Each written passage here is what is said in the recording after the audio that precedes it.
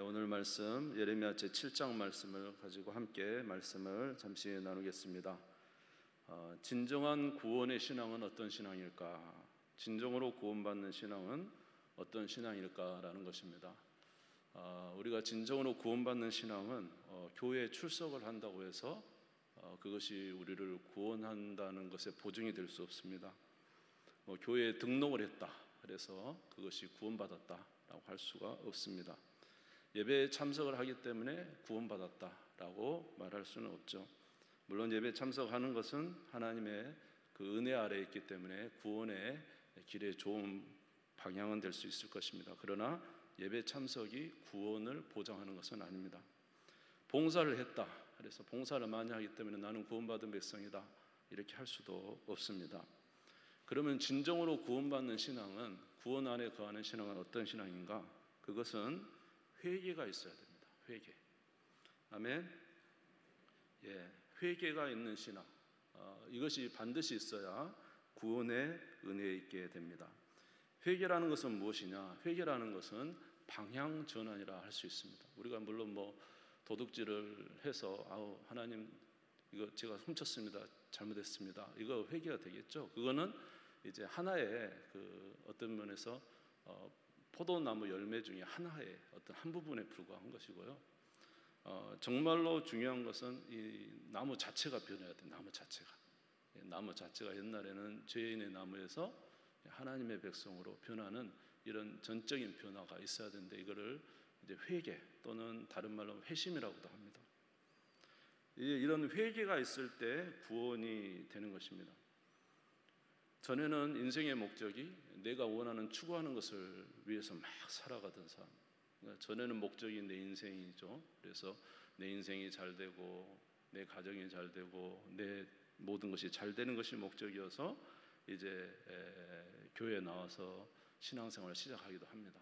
그러나 진정한 이제 구원에 이르는 신앙은 이제 완전한 방향 전환이 이루어지는데, 그 방향 전환을 회개라고 하는데, 다른 말로 하면은 그 목적이, 인생의 목적이 변하는 것이죠. 목적이 누구로 변하는 거예요? 하나님으로 변하는 거예요. 인생의 목적이 하나님으로 변하고, 아멘. 하나님만이 나의 구원이시오, 하나님만이 나의 생명이시오, 하나님만이 나를 구원할 수 있습니다 라고 이렇게 자기 자신의 기본적인 생각들이 완전히 변하는 거예요. 이거를 회개라고 하는 것입니다. 그래서 이런 회개가 있어야 되는 것입니다. 탕자가 아버지하고 살았지만은 사실은 그 마음의 회개는 없었던 거죠. 아버지를 떠나고 싶은 마음이 많았죠. 필요한 것은 아버지의 물질이었죠. 아버지의 물질을 가지고 멀리 떠났지만은 나중에 이제 알고 보니까 자기는 아버지 없이는 살 수 없다라는 걸 깨닫고 이제 마음을 돌이킵니다. 그래서 이제 아버지께로 오게 되죠. 그가 결정한 것은 뭐냐면, 이제는 아버지 안에서 살기로 작정한 겁니다. 이제 세상으로 살지 아니하고 누구 안에서 살기로? 아버지 안에서 살기로 작정한 거. 이게 회개라는 것이죠. 여러분, 그 에덴 동산을 우리 생각해 보면은 우리가 알 수가 있어요. 에덴 동산에서 아담과 하와가 하나님 안에 살았죠. 하나님 없이는 살 수 없다는 걸 알았고, 하나님 안에 살아야 복되다는 걸 알았고, 하나님으로만 살아야 된다는 것을 이미 그 선악과를 통해서 그는 이미 알고 있었어요. 그런데도 불구하고 그가 이제 나중에는 하나님 없이 살려고 했던 거죠. 왜냐하면 이제 뱀의 깨움에 의해서 하나님 없이 내 힘으로도 살 수 있다, 그리고 하나님을 제끼고 자기가 인생의 왕이 되어서 자기 마음대로 세상을 살았던 것입니다. 그러니까 이렇게 하나님 없이 살던 인생이 나중에는 누가 없이는 살 수 없다는 것을, 하나님 없이는 살 수 없다는 것을 인정하고 깨닫고, 이제는 오로지 하나님 외에는 우리의 구원이 없다는 그 마음의 확신을 가지고 돌이키는 거. 그래서 우리가 이 신앙, 우리의 신앙의 회복이라는 것은 다른 것이 아니고 바로 예전에 에덴 동산으로의 회복이라고 우리가 말을 할 수 있어요. 완전히 똑같은 건 아니지만 천국과 에덴 동산은 같지 않죠. 훨씬 더 천국이 좋은 것이지만, 그러나 이전에 가졌던 하나님과의 관계를 회복하는 것이죠. 이제 하나님 없이 하나님을 떠나 살려고 했던 이 아담과 하와가 이제는 하나님으로만 살겠습니다, 하나님만이 구원입니다. 하나님만이 생명입니다. 이렇게 고백하고 돌아오는 것, 이것이 바로 회개라는 것입니다. 여러분 어떻게 회개가 되셨습니까? 네, 여기 아멘이 크게 나와요. 됩니다. 진정으로 하나님을 믿고 신뢰하는 것, 이게 회심이죠, 회심. 그래서 돌이키는 거죠. 마음을 누구에게로? 하나님께로 돌이키는 거. 이게 회개인데, 이 회개가 있어야 진정한 구원의 자리에 있다고 말할 수가 있는 거예요. 그래서 사도행전 20장 20절에서 21절에 보면 사도 바울이 그렇게 외쳤던 두 가지가 있었어요. 이거는 우리의 복음의 핵심적인 것입니다. 같이 한번 읽겠습니다. 시작. 유익한 것은 무엇인지 공중 앞에서나 각 집에서나 거리낌이 없이 여러분에게 전하여 가르치고 유대인과 헬라인들에게 하나님께 대한 회개와 우리 주 예수께 대한 믿음을 증언한 것이라. 지금 두 가지가 나오죠. 뭐죠? 유대인과 헬라인들에게 하나님께 대한 뭐요? 회개. 하나님을 떠나서 살려고, 내 마음대로 하나님 없이 살려고 했던 내가 이제 돌이키는 거예요. 누구에게로? 하나님께로. 그래서 마귀가 욕을 하잖아요. 예수님께 이 천하 만물을 줄 테니까 나한테 절해라. 예수님 뭐라 했어요? 사탄아 물러가라. 오직 주 너 하나님만 경배하라 하였느니라. 우리가 이 고백이 있어야 돼요. 이 고백이 있을 때 회개가 된 거예요. 아멘. 그러니까 하나님께로 돌이키는 거예요. 이 회개. 그 다음에 하나님께로 돌이키려고 했더니 하나님께 갈 수 있는 방법이 없어요. 오직 하나님께 갈 수 있는 유일한 방법이 누구예요? 예수 그리스도잖아요. 예수님이 요한복음 14장 6절에 내가 곧 길이요 진리요 생명이니 나로 말미암지 않고는 아버지께로 올 자가 없다. 그러니까 구원받는 회개와 믿음은 내 마음을 완전히 돌이켜 하나님께로 가려고 했는데 내 스스로 갈 수 없기 때문에 하나님께서 보내신 구원자요 길이요 생명이신 누구를 의지하는 거예요? 예수님을 믿는 것이 구원이라는 거예요. 그래서 하나님께로 갈 수 있다는 거예요. 그래서 하나님께 대한 회개와 예수 그리스도에 대한 믿음을 갖는 것이 구원의 길인 것입니다. 여러분 이러한 신앙 가지시기를 주의 이름으로 축원합니다. 그래서 예수 그리스도 믿는 자에는 반드시 나타나는 한 가지가 있는데 그게 뭐냐면은 예수님이 나의 주인이시다, 나의 왕이시다는 고백이 반드시 나타나게 돼 있어요. 그래서 이렇게는 안 되는 거예요. 이렇게는 안 되는 거예요. 예를 들어서 예수님이 나를 위해서 십자가에 죽으셨어요. 그런데 예수님이 나의 임금은 아니에요. 이런 경우는 없는 거예요. 예수님이 나를 위해서 죽으셨습니다. 그리고 예수님은 나의 무엇이 되셨습니다? 나의 구원자요, 나의 왕이요, 나의 제사장이요, 나의 선지자요, 나의 능력이요, 나의 힘입니다. 반드시 이 고백이 나오게 돼 있는 거예요. 그래서 예수님을 그냥 십자가에서 나를 위해서 죽으셨습니다 라고만 고백하는 게 아니라 그것이 바로 예수님이 나의 구원자요, 나의 왕이요, 나의 모든 주권자입니다 라는 이 고백이 있어야 되는 거예요. 아멘. 그래서 로마서 10장 9절에 이렇게 말씀을 하셨어요. 같이 읽겠습니다. 시작. 내가 만일 내 입으로 예수를 주로 시인하며 또 하나님께서 그를 죽은 자 가운데 살리신 것을 내 마음에 믿으면 구원을 받으리라. 예수님이 우리를 위해서 죽으시고 살리신 것을 마음에 믿잖아요, 우리는. 그러나 반드시 뭐가 따라와요? 예수님이 우리의 뭐다? 주다. 예수님이 우리 주인이시다. 예수님이 우리의 구주시다. 오직 유일한 길이시다. 그러니까 회심이 된 자, 다시 말해서 진정한 구원에 회개한 자는 반드시 이 고백이 있는 거죠. 그래서 이 고백이 있는 자가 참 구원의 확증과 은혜 아래 있는 것입니다. 여러분 이렇게 이 믿음을 가지시기를 주의 이름으로 축원합니다. 오늘 본문의 이스라엘 백성들은 하나님의 선택된 민족이지만요 진정한 회개가 없었다는 것이죠. 이들은 참으로 여러 가지를 가지고 있었어요. 육체적으로는 아브라함의 후손으로서 할례를 가지고 있습니다. 외적으로는 징표를 가지고 있는 거예요. 하나님의 선민이다라는 할례의 징표를 가지고 있었어요. 또한 그들에게 있어서는 또 하나님의 성전도 가지고 있었어요.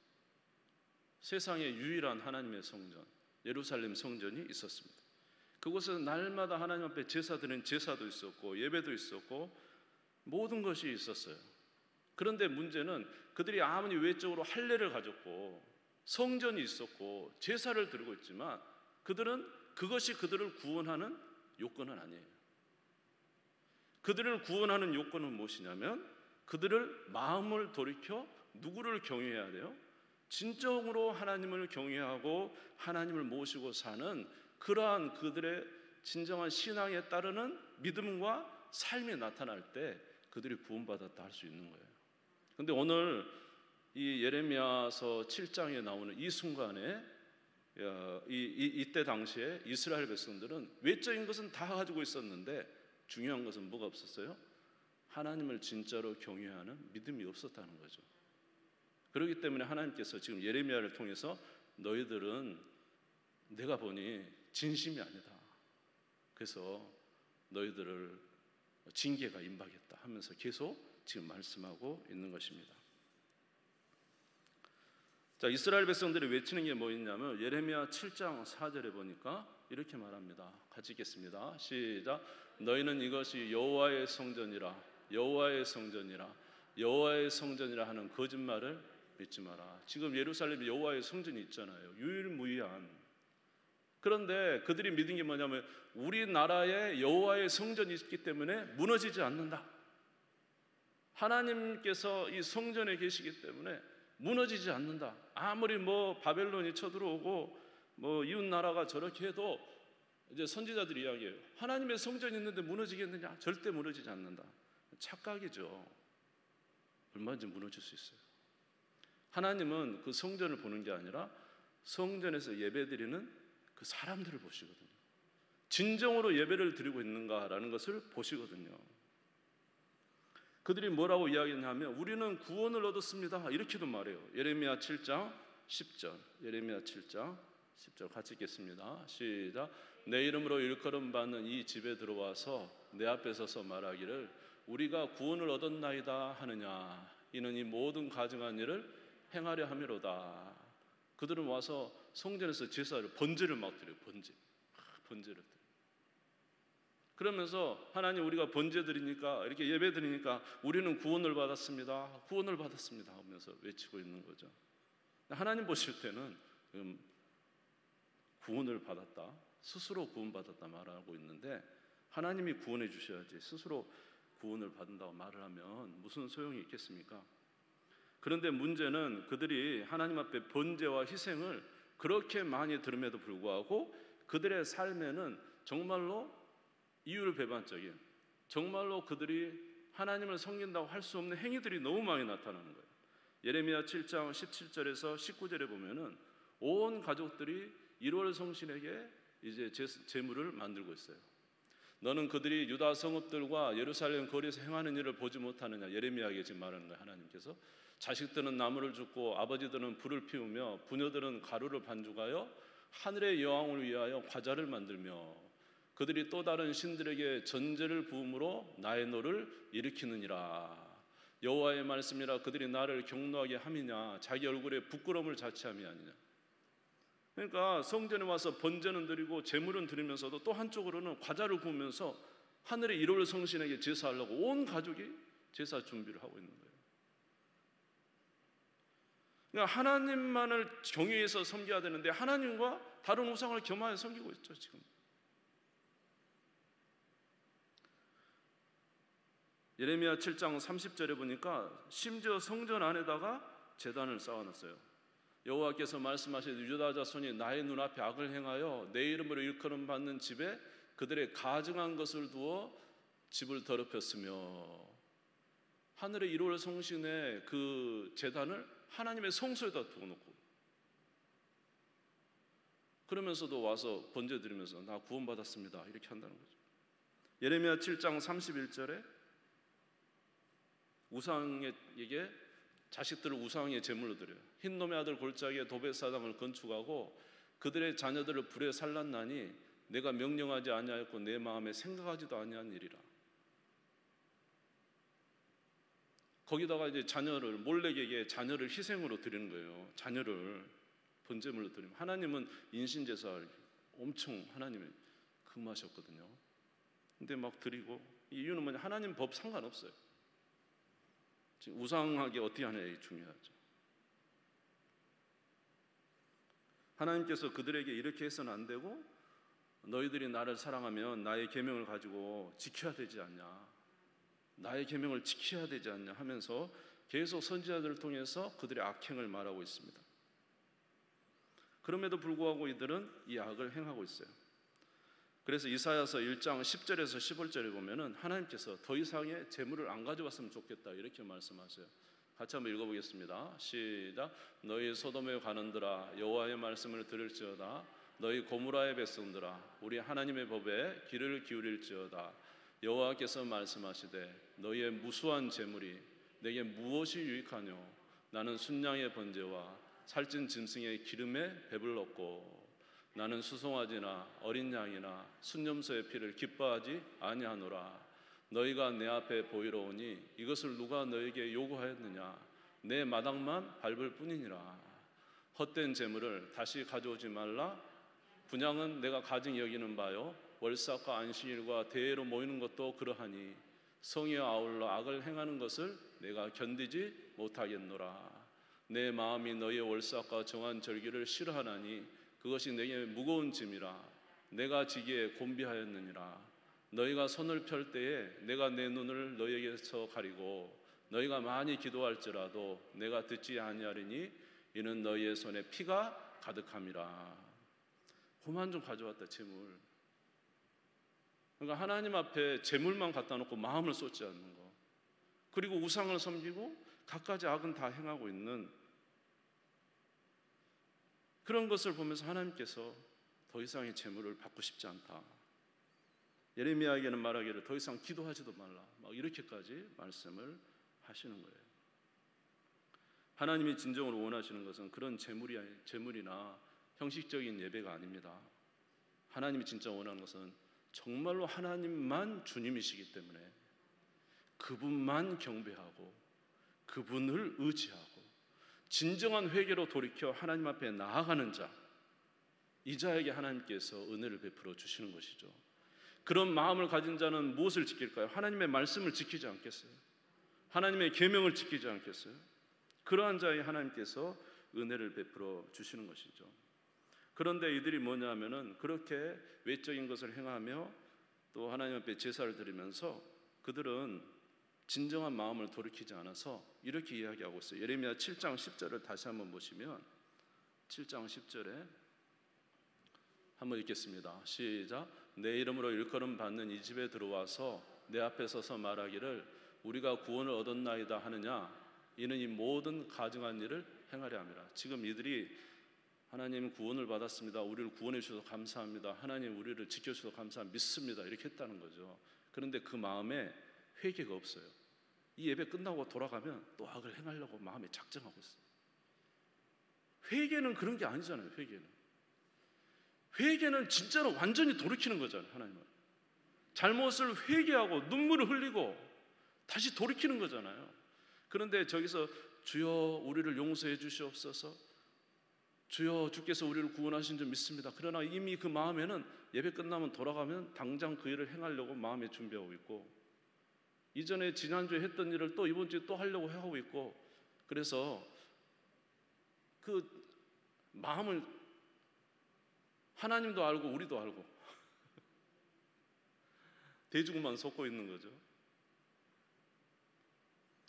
예레미야 7장 10절에 보니까 너희는 이처럼 똑같은 번데 세 번역에 이렇게 되어 있습니다. 너희는 이처럼 내가 미워하는 일만 저지르고서도 내 이름으로 불리니 성전에 들어와서 내 앞에 서서 우리는 안전하다 하고 말한다.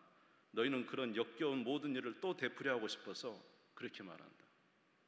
그러니까 이스라엘 백성들이 하나님 우리 구원이십니다, 우리 잘못했으면 했는데 말로는 그런데 전혀 마음에는 회개가 없어요. 돌이키려는 마음에 진정한 것이 없었기 때문에 돌아가면은 또 그렇게 하고 싶은 거예요.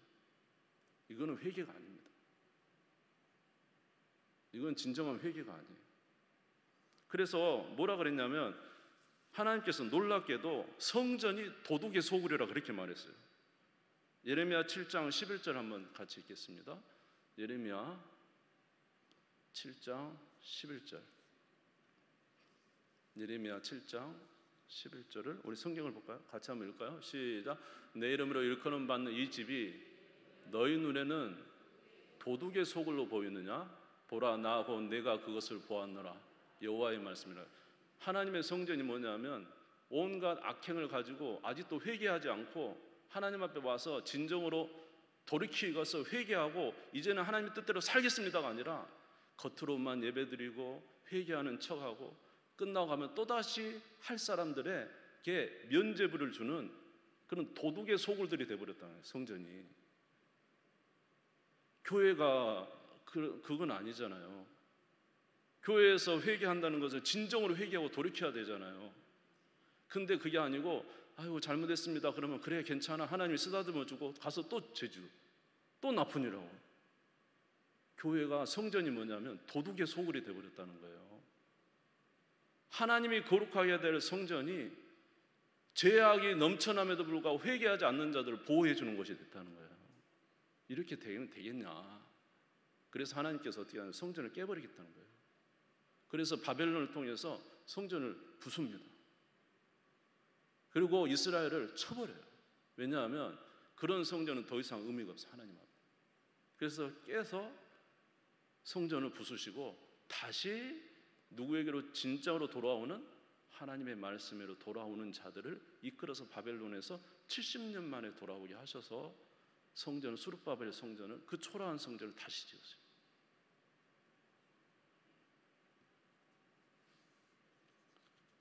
하나님은 만으로 여김을 받으시지 않으세요. 그러니까 우리가 도둑의 소굴을 만들어서 안 되잖아요. 하나님께서 기뻐하시는 성전을 만들어 가야 되잖아요. 아멘. 그렇게 하는 우리 저와 여러분 되시기를 주의 이름으로 축원합니다. 그래서 옛날에 예레미야 7장 12절 14절에 보면 실로 이야기가 나와요. 실로. 그때 실로가 뭐냐면 실로. 그러니까 여러분 홈리 비나스 아세요? 엘리 제사장의 두 아들. 홈리 비나스가 제사장으로 있었잖아요. 근데 이제 블레셋과 전쟁을 하게 됩니다. 이제 전쟁에 패해요. 이스라엘 백성들은. 왜 패했는가 생각했더니 여호와의 언약궤를 안 가져와서 그렇구나. 그래가지고는 여호와의 언약궤를 가져가요. 그 여호와의 언약궤가 어떤 언약궤입니까? 이스라엘 백성은 출애굽할 때 40년 동안 동행하고 3일길을 먼저 가서 쉴 곳을 주고 40년 동안 이스라엘 백성들 앞에서 인도하셨던 하나님이 함께 하셨던 그 언약궤를 가져와요. 그러니까 언약궤를 가져오면 승리하겠다고 온 이스라엘들이 땅이 흔들릴 정도로 소리를 지르니까 블레셋이 놀랬잖아요. 그런데 그 언약궤 옆에 누가 서 있냐면 제사장 홈리와 비나스가 서 있죠. 홈리와 비나스가 어떤 사람이죠? 네? 주의 성소에 수종된 여인들과 간음하는 사람들이잖아요. 그러니까 이스라엘이 지금 어떤 상태인 줄 알겠죠. 아무리 하나님의 언약궤라도 그렇게 악을 행하는 자, 하나님 앞에서 불의한 자가 제사장으로 서 있는 그곳에 하나님은 결코 그 전쟁에 함께 하시지 않죠. 그래서 결국은 바벨론에 패해버리고 나중에는 다 이제 언약궤가 빼앗겨 버립니다. 사무엘상 4장 2절에서 4절입니다. 사무엘상 4장 2절에서 4절 같이 읽겠습니다. 시작. 블레셋 사람들이 이스라엘에 대하여 전열을 벌이니라. 그들이 싸우다가 이스라엘의 블레셋 사람들 앞에서 패하여 그들에게 전쟁에서 죽임을 당한 군사가 4,000명 가량이라. 백성이 진영으로 돌아오매 이스라엘 장로들이 이르되 여호와께서 어찌하여 우리에게 오늘 블레셋 사람들 앞에 패하게 하셨는고.